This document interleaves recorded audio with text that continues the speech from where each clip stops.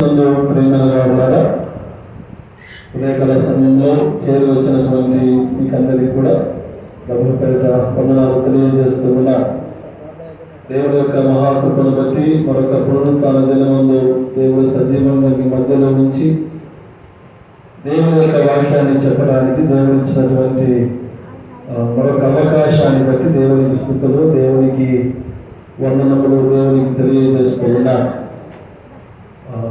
Lent సిద్ధపాటు, సరైన ప్రవర్తన, ఈ చదవబడినటువంటి ఈ 3 వాక్య భాగాలను ఆధారం చేసుకొని మరి రాబోతున్నటువంటి 40 దినాలు మనం ఏ రీతిగా సిద్ధపడి ఉండాలి, 40 దినాలు మనం ఎటువంటి ప్రవర్తన కలిగి ఈ లోకంలో మనము బ్రతకాలి అనేటువంటి విషయాన్ని జ్ఞాపకం చేస్తూ దేవుడు మన ప్రవర్తన యందు ఆయన సంతోషపడాలి అని దేవుడు ఆశపడుతూ ఉన్నారు. మన ప్రవర్తన విషయమై మన యొక్క జీవిత విషయమై దేవుడు సంతోషపడాలి. కీర్తనల గ్రంథము 37వ దావీదు కీర్తన 23వ వచనాన్ని చదువుకుందాం. ఒకరినొక యెహోవా చేతనే స్థిరపరచబడును, వాని ప్రవర్తన చూచి ఆయన ఆనందించును. వాని ప్రవర్తనను చూచి ఆయన ఆనందించును. అంటే వాని అంటే కొన్ని రకాలైన ప్రవర్తనను బట్టి దేవుడు ఆనందపడతాడు కదండి. దేవుడు ఆనందపడాలి మన విషయంలో, అది దేవుడు దుఃఖపడతా ఉన్నాడు. మనల్ని దేవుడు పుట్టించినందుకు, ఈ లోకంలో మనము బ్రతుకుతున్నందుకు, మన పనులను బట్టి, మన క్రియలను బట్టి, మన ప్రవర్తనను బట్టి దేవుడు సంతోషపడాలి. ఆదికాండము 6వ అధ్యాయము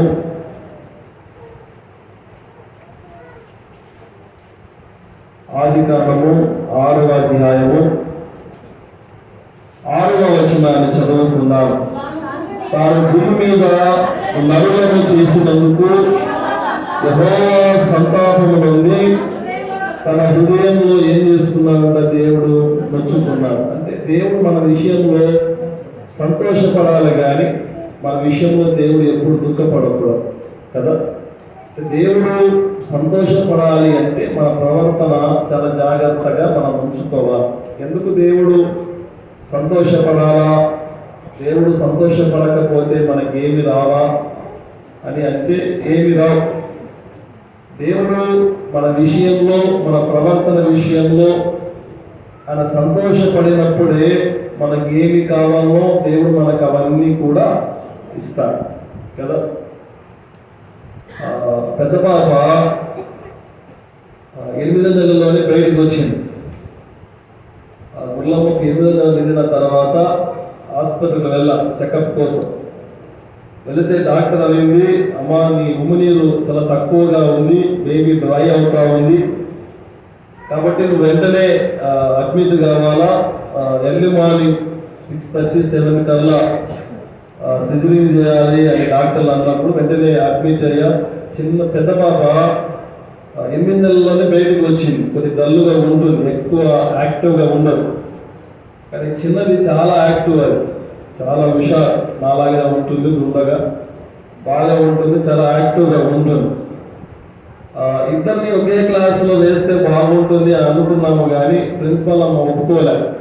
పాప చూస్తే పెద్దగా ఉంది, చిన్న పాప చూస్తే చిన్నగా ఉంది కాబట్టి ఆ పాపను ముందు క్లాసులో చేర్పించాలి అని పెద్ద పాపను ఎల్కేజీ చదువుకుండా యూకేజీలో చేర్పించాను. పెద్దది బాగా కష్టపడతారు, అంటే ఇంటికి వచ్చిన నుండి అల్లరి చేయదు, టీవీలు చూడదు. దాని పని ఏంటి అంటే వచ్చిన నుండి రాసుకోవడమే, రాసి రాసి రాసి రాసి అలసిపోయి నిద్రపోతారు. చిన్నది రాయదు. కానీ క్లాసులో మార్కులు చూస్తే పెద్ద పాపకి ఏమో 4వ ర్యాంకు 5వ ర్యాంకు వస్తుంది, ఈ చిన్నదేమో ఎప్పుడు కూడా ఫస్ట్ ర్యాంక్ వస్తుంది. ఇంకో గొడవ, వాళ్ళిద్దరు కొట్లాడుతూ ఉంటారు. ఎప్పుడు గొడవ పడుతూ ఉంటే నేను అన్నా, అంటే ఫిబ్రవరి పోయిన వారం దాని బర్త్డే అయిపోయి జనవరిలో అమ్మ సంక్రాంతి హాలిడేస్ తర్వాత నీకు ఎగ్జామ్స్ పెడతారు కదా, ఈసారి చెల్లెల కంటే నీకు ఎక్కువ మార్కులు రావా, నువ్వు క్లాస్ ఫస్ట్ వస్తే మరి నీ బర్త్డే ఆదివారం పడింది, నేను ఉండకపోవచ్చు, శనివారం నీకు ఒక సైకిల్ కొనిస్తా నీకు ఫస్ట్ ర్యాంక్ వస్తే అని అన్నా. అని అంటా ఉంటే మా పుల్లమ్మ వచ్చింది, బాబు నువ్వు తొందరపడి మాట ఇవ్వద్దు, అది పక్కది సన్నగున్నా హుషారు లేకపోయినా బాగా చదువుతుంది, ఒక కర్మగానే అది ఫస్ట్ ర్యాంక్ తెచ్చుకుంటే దాని దగ్గర డబ్బులు లేవు, ఇప్పుడు సైకిల్ కొనాలంటే 5-6 వేలు కావాలా, దయచేసి మాట ఇవ్వకు బాబు అని మా గుల్లమ్మ నన్ను అడిచింది. అంటే నేను అనుకున్నాను అది ఎప్పుడు వస్తుంది, దానికి వచ్చేది 5వ ర్యాంకు 6వ ర్యాంకు, 3 ఏళ్ళ నుంచి చూస్తూ ఉన్నాం కదా, నేను రాదు అనుకుని మాట ఇచ్చేసిన. అది ఎట్ట రాసిందో ఎంత కష్టపడిందో మొత్తానికి ఫిబ్రవరి మాసంలోనికి వచ్చేసరికి రిజల్ట్ వచ్చినాయి. చిన్నది ఫస్ట్ ర్యాంక్ వచ్చింది, పెద్దది కూడా ఫస్ట్ ర్యాంక్ వచ్చింది. ఇద్దరు రిపోర్ట్ తీసుకున్న దగ్గరికి వచ్చారు, డాడీ 23rd నా బర్త్డే, 22 ఈవినింగ్ కల్లా ఇంటి దగ్గర ఏమున్నారా, సైకిల్ ఉండాలా డాడీ అని. నేనేం చేయాలా, నా బిడ్డ ఏమో శనివారం నాకు డెడ్ లైన్ పెట్టింది, కానీ నేను ఆనందపడ్డాను నా బిడ్డ విషయం. నా బిడ్డ చక్కగా చదువుకొని మంచి ర్యాంక్ వచ్చిందో సంతోషపడ్డా. నా బిడ్డ శనివారం సైకిల్ అడిగితే గురువారం సాయంత్రం కల్లా నా బిడ్డ చేతిలో సైకిల్ పెట్టింది. అంటే ఒక తండ్రిగా ఈ లోకంలో ఉన్నటువంటి ఒక తండ్రిగా మనం సంతోషపడినప్పుడు మన పిల్లల కోరికలు ఏ రీతిగా అయితే మనకు కష్టం ఉన్నా ఇబ్బంది ఉన్నా, నా బిడ్డ నన్ను కోరింది కాబట్టి నా బిడ్డ కోరిక నేను ఏం చేయాలా, నెరవేర్చాలా, నేను సంతోషపడ్డా కదా. అంటే తాను అడిగిన దానికంటే నేను ముందుగా తన గిఫ్ట్ ఇచ్చేసాను. మన దేవుడు కూడా అలాంటి వాడు. మన విషయంలో దేవుడు సంతోషపడితే, మన విషయంలో దేవుడు ఆనందపడితే, మన విషయంలో దేవుడు ఎప్పుడు సంతోషంగా ఉంటే మనం అడిగిన దానికంటే ముందుగానే దేవుడు మనకు జవాబు ఇస్తాడు. అది మనం నమ్మే వాళ్ళంగా మనం ఉండాలి తప్పకుండా. కానీ ఇక్కడ ఏం చేస్తా ఉన్నాడు, దేవుడు మానవులను చేసినందుకు బాధపడుతూ ఉన్నాడు, మానవులను చేసినందుకు దేవుడు పశ్చాత్తాపడుతూ ఉన్నాడు, మనుషులను చేసినందుకు దేవుడు తన హృదయంలో ఏం చేసుకున్నాడంట, నొచ్చుకున్నాడంట, బాధపడతారు. ప్రియమైన వారులారా, దేవుడు మన ప్రవర్తన విషయమై దేవుడు ఆనందపడాలా కదండి. ఎటువంటి ప్రవర్తన విషయంలో దేవుడు ఆనందపడతాడు కదా. ఇక్కడ మనం చదువుకున్నటువంటి మొదటి వాక్య భాగంలో చూస్తే నోవాహు కాలంలో దేవుడు జలప్రలయం ద్వారా అందరినీ నాశనం చేశాడు. అందరం నాశనం చేసిన తర్వాత ఒక నిబంధన చేసుకుంటా ఉన్నాడు. ఏంటి ఆ నిబంధన అంటే, ఇంత జలప్రలయాన్ని నేను మళ్ళా ఒకసారి చెయ్యను, నా పిల్లలను ఇంకోసారి నేను చంపను అని ఒక నిబంధన చేసుకుంటా ఉన్నాడు. అంటే దేవుడు మన జీవితాల పట్ల ఆయన ఒక నిబంధన చేసుకోవాలి. అంటే మన ప్రవర్తనను మనం మార్చుకుంటే, మన ఆలోచన విధానాన్ని మనం మార్చుకుంటే దేవుడు మన విషయంలో కూడా ఒక నిబంధన అలా చేసుకునేవాడుగా ఉన్నాడు. ప్రేమైన వారులారా, ఉదయకాల సమయంలో ఎటువంటి ప్రవర్తన కలిగి ఉన్నప్పుడు దేవుడు ఆనందపడతాడు. మనం ఎటువంటి ప్రవర్తన గలవారముగా మనము జీవించాలి. ఒక 5 మాటలను నేను చాలా క్లుప్తంగా వాక్యాన్ని చెబుతాను, చాలా జాగ్రత్తగా దేవుని యొక్క వాక్యాన్ని విందా. మొట్టమొదటిగా దేవుడు ఎటువంటి ప్రవర్తన కలిగిన వాడి మన యందు సంతోషపడతాడు అని అంటే, పేతురు రాసినటువంటి మొదటి పత్రిక 1వ అధ్యాయం 14వ వచనము 16వ వచనాన్ని మనము చదువుకుందాం. నేను చెప్పేటువంటి ప్రతి వచనంలో కూడా ప్రవర్తన అనేటువంటి అక్షరాలు తప్పకుండా కనపడతాయి. అందుకే చాలా జాగ్రత్తగా మీరు చదవండి. ప్రవర్తన, ఎటువంటి ప్రవర్తనతో మనం ఉండాలి చదవన్నాము. నేను పరిశుద్ధుడై ఉన్నాను కనుక మీరు పరిశుద్ధులుగా ఉండని వ్రాయబడి ఉన్నది. కాబట్టి మీరు విధియులకు పిల్లలై మీ పూర్వపు అజ్ఞాన దశలో మీకుండిన ఆశలను అనుసరించి ప్రవర్తింపగా అనే మాట అక్కడ ఉందా, అది అండర్లైన్ చేసుకోండి. మిమ్మల్ని పిలిచిన వాడు పరిశుద్ధుడై ఉన్న ప్రకారము మీరును సమస్త ప్రవర్తన యందు పరిశుద్ధులై ఉండి సమస్త ప్రవర్తన యందు ఎలాగ ఉండాలంట? పరిశుద్ధులుగా ఉండాలి. అంటే దేవుడు ఎటువంటి ప్రవర్తనను బట్టి దేవుడు ఆనందపడతాడు అంటే, పరిశుద్ధ అనేటువంటి ప్రవర్తనకు ఎవరైతే ఉంటారో, పరిశుద్ధత ప్రవర్తన ఎవరైతే కలిగి జీవిస్తారో, నీ పరిశుద్ధతను బట్టి దేవుడు ఏం చేస్తాడంట? సంతోషపడతాడు, ఆనందపడతాడు. అంటే నువ్వు పరిశుద్ధంగా లేకపోతే ఏమా, నా బిడ్డకు ఫస్ట్ ర్యాంక్ రాకపోతే నాకు సంతోషమా బాధపడతాను కదా. అందరికీ వస్తా ఉన్నాయి, నా పిల్లలు కూడా ఫస్ట్ ర్యాంక్ రాలేదే అనే బాధ కదండి కదా. దేవుడు కూడా మనము పరిశుద్ధులుగా లేకపోతే, మనం పరిశుద్ధమైన ప్రవర్తన లేకపోతే, మన విషయంలో కూడా దేవుడు ఏం చేస్తా ఉన్నాడు? బాధపడుతూ ఉన్నాడు. దేవుడు బాధపడితే మనకి ఏదని ఇస్తాడా? దేవుడు ఏమి ఇవ్వడు. మనకి ఇవ్వాలి అంటే దేవుడు ఏం చేయబడాలా? సంతోషపరచబడాలి కదండి. ప్రియమైన వారులారా, దేవుడు పాత నిబంధన గ్రంథంలో అబ్రహాం యొక్క జీవితాన్ని, హనోకు లాంటి జీవితాన్ని, యాకోబు లాంటి జీవితాన్ని, వీళ్ళందరి జీవితాలను బట్టి మనం చూస్తే దేవుడు వారిని ఒక ఉన్నతమైన స్థితిలోనికి చేర్చాడు. వారిని గొప్ప ఆశీర్వాదాలకు కారకులుగా చేశాడు. అంటే కారణం ఏంటి అంటే, వారిలో ఉండేటువంటి పరిశుద్ధతను బట్టి దేవుడు ఆనందించబడి, వారికి ఏమి కావాలో దేవుడు వారికి అందరికి కూడా ముందుగానే దేవుడు ఇచ్చాడు. అంటే దేవుడి ద్వారా మనము కూడా సమాధానం పొందుకోవాలి. దేవుడి ద్వారా మనము కూడా ఆశీర్వాదాలు పొందుకోవాలి. దేవుడి ద్వారా మనము కూడా దీవెనలు పొందుకోవాలి. మరి దేవుడి ద్వారా ఇవన్నీ పొందుకోవాలి అంటే మనం ఎటువంటి ప్రవర్తన కలిగి ఉండాలా? పరిశుద్ధత అనేటువంటి ప్రవర్తన మనము కలిగి ఉండాలి అనేటువంటి మాటను మరి దేవుడు జ్ఞాపకం చేస్తూ ఉన్నారు. పేతురు రాసిన 2వ పత్రిక 2వ అధ్యాయము 11వ వచనము నుండి 13వ వచనం వరకు మనం చదువుకుందాం.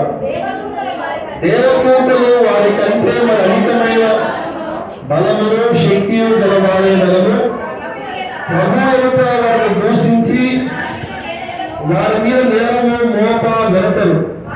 వారైతే పట్టబడి చంపబడటకే స్వభావ సిద్ధముగా పుట్టిన వివేక శూన్యములకు మృగములే ఉండి తమ దుష్ప్రవర్తనకు ప్రతిఫలముగా హాని అనుభవించుచు తాను చేయు నాశనముతోనే తానే నాశనము పొందుదురు. 13 వచ్చిన చదవమ్మా. ఒకనాటి సుఖానుభవము సంతోషము ఎంచుకుందురు. వారు కలంకలములను నిందాస్పదములై తమ ప్రేమ నిందలను మీతో కూడా అన్నసారములు పుచ్చుకొనుచు తన భోగములందు ఏం చేస్తూ ఉన్నారంట? వాళ్ళు సుఖిస్తూ ఉన్నారు. అంటే దేవునికి ప్రార్థన చేయవలసినటువంటి బిడ్డలు, దేవుని సన్నిధానంలో దేవుని యొక్క వాక్యాన్ని చదవవలసినటువంటి బిడ్డలు ఏం చేస్తా ఉన్నారంట? సుఖిస్తూ ఉన్నారు. అంటే చెడ్డ ప్రవర్తన గలవాలి, చెడ్డ ఆలోచన గలవాలి. వారు ఇష్టానుసారముగా వాళ్ళు బతుకుతూ ఉన్నారు కాబట్టి వారి విషయంలో నేను దుఃఖపడతా ఉన్నాను. ఎవరు దుఃఖపడతా ఉన్నారు? పరిశుద్ధాత్మ దేవుడు దుఃఖపడతా ఉన్నారు. ఎవరి విషయంలో దుఃఖపడతా ఉన్నారు అంటే, దేవుణ్ణి మర్చిపోయి, ఆరాధనను మర్చిపోయి, ప్రార్థన జీవితాన్ని మర్చిపోయి, వాక్యాన్ని చదవటం మర్చిపోయి, వారు సుఖానుసారముగా ఎవరైతే బ్రతుకుతూ ఉన్నారో వారి నిమిత్తమే నేను దుఃఖపడుతా ఉన్నాను అని దేవుడు తన వాక్యం ద్వారా మనతో మాట్లాడుతూ ఉన్నాడు. ప్రియమైన వారులారా, నీవు నేను పరిశుద్ధముగా ఉంటే, పరిశుద్ధమైన ప్రవర్తన కలిగి ఉంటే, నీ పరిశుద్ధమైన ప్రవర్తనను బట్టి దేవుడు ఏం చేస్తా ఉన్నాడు? ఆనందపడాలి. నువ్వు ఆనందపరుస్తేనే నీకు ఆశీర్వాదాలు వస్తాయి అనేటువంటి విషయాన్ని మరి దేవుడు జ్ఞాపకం చేస్తూ ఉన్నాడు. ప్రియమైన వారులారా, యెహోషువ గ్రంథము 1వ అధ్యాయము, యెహోషువ గ్రంథము 1వ అధ్యాయము 8వ వచనాన్ని చదువుకుందాం. ఈ ధర్మశాస్త్ర గ్రంథమును నీవు బోధింపగా తప్పిపోకూడదు, దానిలో వ్రాయబడిన వాటన్నిటి ప్రకారము చేయుటకు నువ్వు జాగ్రత్త పడినట్లు దీవారాత్రమును దాన్ని ధ్యానించిన ఎడల నీ మార్గమును వర్తిలా చేసుకొని చక్కగా ప్రవర్తించెదవు అనే మాట మీరు అండర్లైన్ చేసుకో. ప్రవర్తన అంటే ఎటువంటి ప్రవర్తన బట్టి దేవుడు సంతోషపడతాడు అని అంటే, నువ్వు వర్ధిల్లింప ప్రవర్తనను బట్టి దేవుడు ఏం చేస్తాడంట? సంతోషపడతాడు. అంటే నువ్వు వర్ధిల్లడం బట్టి, నువ్వు దేవుడిలో వర్ధిల్లడం బట్టి దేవుడు ఏం చేస్తాడంట? నీ వర్ధిల్లతను బట్టి దేవుడు ఏం చేస్తాడంట? సంతోషపడతాడు కదండి. అంటే మానవులు వర్ధిల్లటము పక్కన ఇంటి వారికి ఇష్టం ఉండకపోవచ్చు, మానవులు వర్ధిల్లటము ఎదురింటి వారికి ఇష్టం లేకపోవచ్చు, కానీ నువ్వు వర్ధిల్లటము దేవునికి సంతోషము. నువ్వు వర్ధిల్లింపబడా కదండి. ఒక 4 నెలల పిల్లవాడు ఇంత ఉంటాడు, వానికి 10 ఏళ్ళు 15 ఏళ్ళు వచ్చినా వాడు ఇంతే ఉంటే వాడిని బట్టి తండ్రి సంతోషపడతారా దుఃఖపడతారా? ఏంటండి, వాడి కుమారుడే కదా వాడి కుమారుడే కదా. అంటే వయసు పెరుగుతున్న కొద్ది వాడి కుమారుడు ఏం చేయబడాలా? త్వరగా ఆ ఎదుగుదలను బట్టి తండ్రి ఏం చేస్తాడు అంటే, వాడు నా కొడుకు అని అంటాడు. వాడు పక్కన నిలబడినా వాడి భుజం మీద తండ్రి ఏం చేస్తాడు? నా పెద్ద కొడుకు నా చిన్న కొడుకు ఎంత ఎత్తుగా ఉన్నారు అని పిల్లల కొడుకు తండ్రి ఏం చేసుకుంటాడు చెప్పరు. అంటే పిల్లలు తప్పు చేసినా తండ్రి ఏం చేసుకుంటారంటే, నా పిల్లలు గొప్ప అని అంటారు కదండి. అంటే మనం ఎదగటము తండ్రికి సంతోషం. మనం ఏం చేస్తా ఉన్నామంటే అలాగనే ఉంటా ఉన్నాం. అంటే దేవుళ్ళు మనం ఎదగడం లేదు, మానవులుగా ఎదుగుతా ఉన్నాం, శరీర పరంగా ఎదుగుతా ఉన్నాం. కానీ దేవుని యొక్క వాక్యం సెలవిస్తా ఉంది, నువ్వు ఆత్మీయంగా కూడా ఏం చేయబడాలా? ఎదగాలి. శరీరం ఎదుగుతా ఉంది, కానీ ఆత్మీయ స్థితి ఒక 10 ఏళ్ల క్రితం ఎలాగా ఉందో ఇప్పుడు కూడా అలాగే. ఈ ఆత్మీయ స్థితి రోజు రోజుకి దేవుణ్ణి ఏం చేసుకోవాలా? ఎదగాలి. ప్రేమ దేవుని బిడ్డలారా, పేతురు ఒకప్పుడు జాలరి, పేతురు ఒకప్పుడు పాపి, పేతురు ఒకప్పుడు యేసు ప్రభు నాకు ఎవరో అని బొంకినటువంటి వ్యక్తి. యేసు క్రీస్తు ప్రభుల వారు, అయ్యా నువ్వు చచ్చేంత వరకు నిన్ను వెంబడిస్తావు, నీ చేయి విడవను అని ప్రమాణం చేయించుకున్నటువంటి పేతురు యేసుక్రీస్తు ప్రభుల వారిని గెస్తమనే తోటలో పట్టుకోగానే మొట్టమొదటిగా పారిపోయిన వ్యక్తి ఎవరు అంటే పేతురే కదా. అటువంటి పేతురు మరలా పెంతెకోస్తు దినమున పరిశుద్ధాత్మతో నింపబడినటువంటి పేతురు ఒక ప్రసంగం చేస్తే 3000 మంది ఒకేసారి సంఘంలో చేర్చబడ్డారు. పేతురు ఒక వీధుల గుండా నడుచుకుంటూ వస్తా ఉంటే రోగులు ఆయన నీడబడాలి అని ఆయన నీడ దగ్గర రోగులను పెడతా ఉన్నారు, మంచం మీద పెడతా ఉన్నారు. ప్రేమైన వాళ్ళారా, యోహాను పేతురు ఒక వీధుల గుండా నడుచుకుంటా వస్తా ఉంటే ఒక ముస్లిం అడుగుతా ఉంది, ఎవరో వస్తా ఉన్నారు అని అంటా ఉంటే పక్కన ఒక ఆమె అంటా ఉంది, భూమిని తలకిందులు చేసేవారు వస్తా ఉన్నారు అంటా ఉన్నారు. అంటే ఒకప్పుడు పాపియే, ఒకప్పుడు యేసు ప్రభు ఎవరో అని బొంకినటువంటి వ్యక్తి, కానీ పరిశుద్ధాత్మతో నింపబడిన తర్వాత అది నడుచుకుంటా వస్తా ఉంటే ఎవరు అయినా అని అంటా ఉంటే భూమిని తలకిందులు చేసేవాళ్ళు వస్తా ఉన్నారు. అంటే ఆ నీడ తాకితే కూడా ఆ కాలంలో ఏమొచ్చింది? జనాలకు స్వస్థత వచ్చింది కదా. పేతురు ఎదగాలంటారా ఎదగలేదంటారా? ఎదిగాడు. దేవుడు ఎదిగాడు అంటే దేవుళ్ళు ఎదిగాడు, శరీరంలో కాదు కానీ దేవుళ్ళు ఎదిగాడు. కాబట్టి పేతురు బట్టి దేవుడు ఏం చేయబడ్డాడు అంటే సంతోషించబడ్డాడు. నువ్వు ఎదగాలి, దేవుళ్ళు ఎదగాలి, దేవుళ్ళు ఎదగాలి. ఆత్మీయ జీవితంలో నువ్వు ఎదిగినప్పుడు మరి దేవుని యొక్క ఆశీర్వాదాలు నీ మీదికి నిండారుగా నింపబడతాయి అనేటువంటి మాటను మరి దేవుడు జ్ఞాపకం చేస్తూ ఉన్నారు. మొట్టమొదటిగా దేని బట్టి దేవుడు సంతోషపడతాడు అని అంటే పరిశుద్ధమైన ప్రవర్తన బట్టి దేవుడు సంతోషపడతాడు. రెండవది, నువ్వు వర్తించడం బట్టి దేవుడు ఏం చేయబడతాడు? సంతోషించబడతాడు. యాకోబు రాసినటువంటి పత్రిక 2వ అధ్యాయం, యాకోబు రాసిన పత్రిక 2వ అధ్యాయం 8వ వచనాన్ని మనము చదువుకుందాం.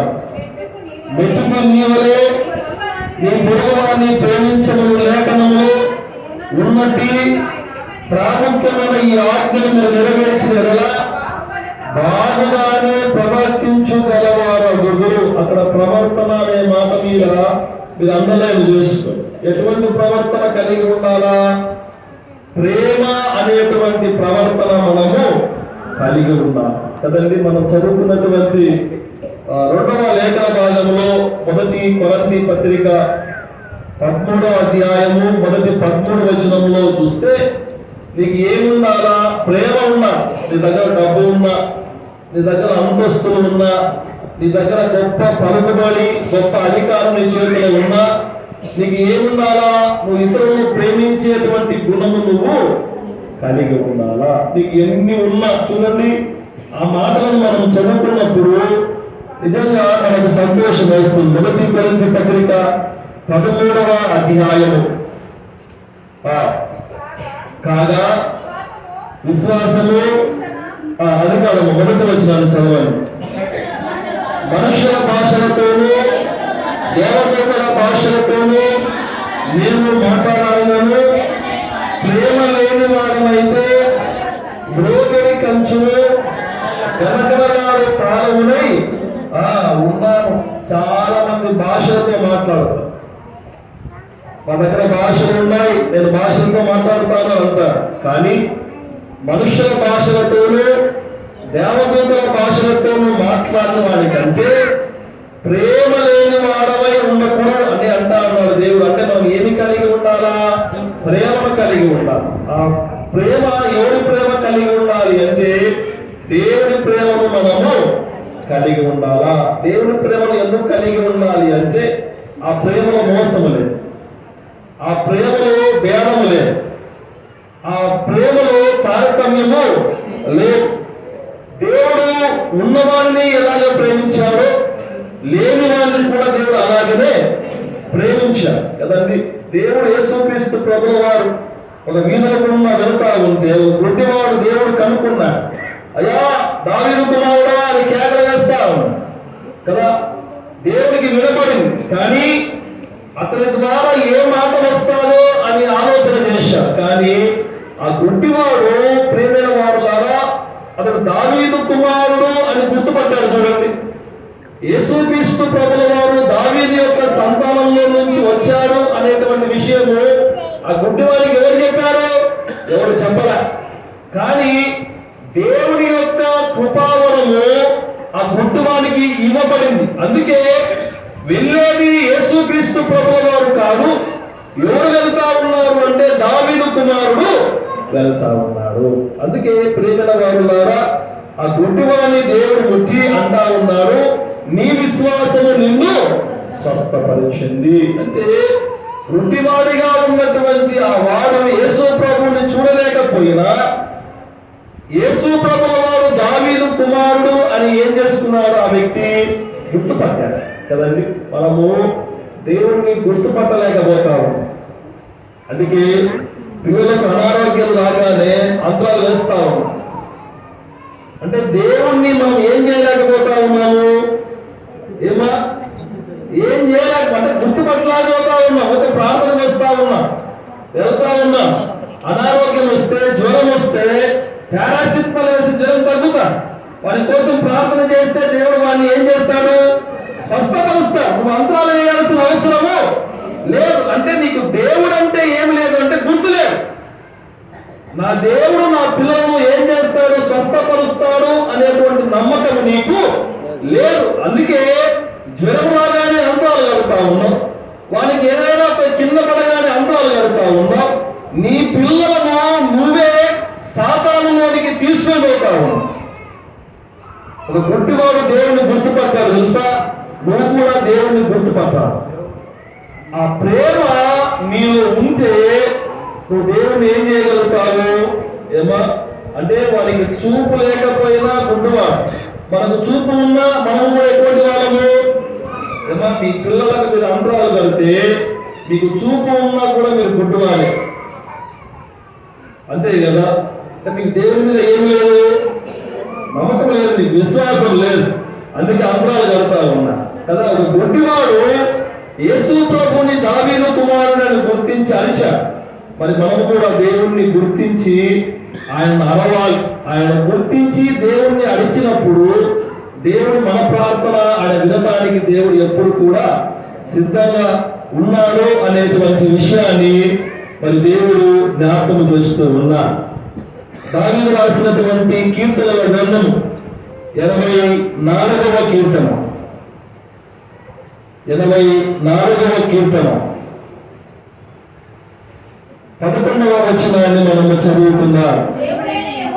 దేవుడైన యెహోవా యెహోవా కృపయు ఘనతయు అనుగ్రహించును, యథార్థముగా ప్రవర్తించు వారికి ఆయన ఏ మేలును చెయ్యక మానడు. ప్రవర్తన అనే మాట అక్కడ ఉంది కదమ్మా. ఎటువంటి ప్రవర్తన కలిగి ఉండాలా? ఎటువంటి ప్రవర్తన కలిగి ఉండాలా? యథార్థమైన ప్రవర్తన మనము కలిగి ఉన్నప్పుడు మన ప్రవర్తన బట్టి దేవుడు ఏం చేస్తాడంట? సంతోషపడతాడు కదా. అంటే మన ప్రవర్తన ఎలాగ ఉండాలా? ఒకటి, పరిశుద్ధంగా ఉండాలా, వర్ధిల్లింప ప్రవర్తన మనం కలిగి ఉండాలా, ప్రేమ అనేటువంటి ప్రవర్తన మనము కలిగి ఉండాలా, యథార్థత అనేటువంటి ప్రవర్తన మనము కలిగి ఉండాలి. ఈరోజు మానవుడు యథార్థంగా లేవు. మానవుడు యథార్థముగా మానవుడు జీవించటానికి ఇష్టపడడం లేదు. మానవుడు ఎలాగ తయారయ్యాడు అంటే ఎవరినో ఒకరిని మోసము చేసి ఈ పూట గడుస్తే చాలు, ఎవరినో ఒకరిని మోసము చేసి ఈ రోజు గడుస్తే చాలు. అంటే మానవుడు యథార్థంగా బ్రతకడం మానుకున్నాడు. ఎలాగ బ్రతకడం నేర్చుకున్నాడు అంటే అందరిని మోసము చేసి బ్రతకడము మానవుడు నేర్చుకున్నాడు. దేవుడు అంటా ఉన్నారు, నువ్వు యథార్థ ప్రవర్తన కలిగి ఉన్నప్పుడు ఏ మేలు చేయక మానవుడు అంటే ప్రతి మేలు నీ జీవితంలో దేవుడు తప్పకుండా చేస్తాడు. ఆయన కీడు మాత్రం చేసేటువంటి దేవుడు కాదు. నువ్వు యథార్థముగా జీవించకపోతే నీకేమొస్తుంది? కీడు వస్తుంది. నువ్వు యథార్థంగా ప్రవర్తిస్తే నీ మీదకి ఏమొస్తుంది? మేలు వస్తుంది కదండి. మనకు మేలు కావాలంటే మనం యథార్థంగా మనం ప్రవర్తించే వారముగా ఉండాలి. యాకోబు రాసినటువంటి పత్రిక మొదటి అధ్యాయం, యాకోబు రాసిన పత్రిక మొదటి అధ్యాయం 22వ వచనాన్ని చదువుకున్నారు. మీరు వినేవారు మాత్రమే ఉండి మిమ్మల్ని మీరు మోసపుచ్చుకొనకుండా వాక్య ప్రకారము ప్రవర్తించు వారై ఉండుడి. మంచి మాట కదండి. మనం ఎలాంటి ప్రవర్తన కలిగి ఉండాలా? ఏమా ఇంతకుముందు చెప్పాను కదా, ఒకరి ఇంట్లో ఉదయం లేచిన నుండి వాక్యం వింటూనే ఉంటారు. రాత్రి నిద్రపోయేదాకా టీవీలు చూడరు. వాళ్ళు టీవీలలో సినిమాలు ఆడరు. ఉదయం లేచిన నుంచి ఏముంటుంది? వాక్యము మోగుతూనే ఉంటారు. వీళ్ళు ఏం చేసుకుంటూనే ఉంటారు? కొట్లాడుతూనే ఉంటారు కదా. కానీ వాక్యం సెలవిస్తా ఉంది 22వ వచనంలో వాక్య ప్రకారము ప్రవర్తించు వారై ఉండుడి. అంటే వాక్యాన్ని వినివారముగా ఉన్నాము కానీ ప్రవర్తించే వారముగా మనము ఉండడం. మనం ప్రవర్తించే వారముగా మనం ఉండాలి. ఆ వాక్యం ఏం చెబుతా ఉందో దాన్ని అనుసరించి మనం నడుచుకునే వారముగా ఉండాలి. ఒక వినేవారముగా మనం ఉన్నా. అందుకే మన కుటుంబాలు అలాగే ఉన్నాయి. విన్న వాక్యాన్ని మనం ఏం చేయాలా? వాక్యానుసారంగా మనము నడుచుకోవాలి కదా. పరిశుద్ధంగా ఉండండి అని అంటా ఉంటే మనం విని అపరిశుద్ధంగా ఉంటే ఆశీర్వాదాలు రావు కదా. మనం ఏం చేయాలా? పరిశుద్ధంగా ఉండటానికి మనము అలవాటు చేసుకోవాలి కదండి. ఉదయకాల సమయంలో ఈ లెంట్ దినాలకు సిద్ధపడుతున్నటువంటి మనము చాలా మంది చేస్తూ ఉంటారు, ఉపవాసాలు చేస్తూ ఉంటారు కదా. ముఖ్యంగా ఈ శ్రీశైలం పోయిన వాళ్ళందరూ ఉపవాసం చేస్తూ ఉన్నారు. చాలామంది దూరాలు ప్రయాణం చేసుకొని వాళ్ళ యొక్క మోపు అక్కడ దింపి వస్తారు. వస్తే ఏం చేస్తారు అంటే మళ్ళీ అక్కడి నుంచే తాగి వస్తారు. పోతే కూడా తీసుకొని పోతారు. అలా ఉప్పు దింపి మళ్ళీ ఏం చేస్తారు అక్కడి నుంచి వాళ్ళు ఆ మాలలో ఉన్నంతసేపే వాళ్ళు మంచిగా ఉంటారు. ఆ మాల తీయగానే మనం అలా ఉండరు. నా ఉద్దేశం అది. మనము మందిరంలో ఉన్న, మందిరం బయట ఉన్న, ఇంట్లో ఉన్న, ఇంటి బయట ఉన్న మన బుద్ధి ఒకేలాగా ఉండాలి. అది ఎటువంటి బుద్ధి ఉండాలి అంటే మంచి బుద్ధి మనం కలిగి ఉండాలా, పాపం లేనటువంటి బుద్ధి మనము కలిగి ఉండాలా. ఈ 40 రోజుల మట్టుకే ఉపవాసం ఉంది. 40 రోజుల మట్టుకే కొంతమంది తీరువులు కాదు, మాంసం కూడా ముట్టరు కదా కొంతమంది. నీచు ముట్టరు, నీచు అంటారు 40 మాట. ఈ 40 రోజులు మళ్ళీ 40 రోజులు అయిపోయినా రోజు తింటారు కదా. అంటే ఇప్పుడు అసహ్యం పుట్టింది, అప్పుడు ఏం పుట్టారు నీకు, అప్పుడు ఇష్టం పుడతారు కదా. మళ్ళీ తినమని బాబు తినమన్నారని చెప్పాక నేను చెప్పడం లేదు, ఎక్కడ లేదు. తినాలా తినకూడదు అనేది ఎక్కడ లేదు, నేను కూడా చెప్పడం లేదు. నేనైతే ఆదివారం తింటాను, అది గ్యారెంటీ. నాకు అటువంటివి ఏమి ఉండవు. అంటే మనం ఎలాగ ఉండాలంటే మన ఆత్మశుద్ధిగా ఉండాలి, అంతే కదమ్మా కదా. లోపల ఒక ఆశ పెట్టుకొని చికెన్ తింటే బాగుంటుంది అని ఆశ పెట్టుకొని ఇంట్లో టీవీలు చూసుకుంటూ ఉంటే నువ్వు ఏం పాచం చేసినట్టు కదా. తినాలా, నీకు ఉండాలనుకుంటే ఉండు ఉపవాసము. అది ఎలాగ ఉండాలా, ఉదయం నుంచి మధ్యాహ్నం 3 దాకా నువ్వు ఉండా. నీళ్ళు తాగకుండా, పాలు తాగకుండా, నీళ్లు తాగకుండా, మజ్జిగ తాగకుండా, నిమ్మరసం తాగకుండా, ఇవన్నీ తాగుతూ చాలా మంది ఏం చేస్తా ఉన్నారంటే మేము ఉపవాసము. ఇంకెందుకు అటువంటి ఉపవాసాలు మనం చేయకుండా మరి రానున్నటువంటి 40 రోజులు దేవుణ్ణి సంతోషపరిచేటువంటి ఉపవాసం మనం అందరం చేస్తూ మరి దేవుని ద్వారా నూతన ఆశీర్వాదములు మీరందరూ పొందుకొని సంతోషంగా ఉండాలని ప్రభు పేరు మనవి చేస్తూ ఇప్పుడు కృప పరిశుద్ధాత్మ దేవుడు మనకందరికీ సహాయం చేసి నడిపించును గాక. ఆమేన్.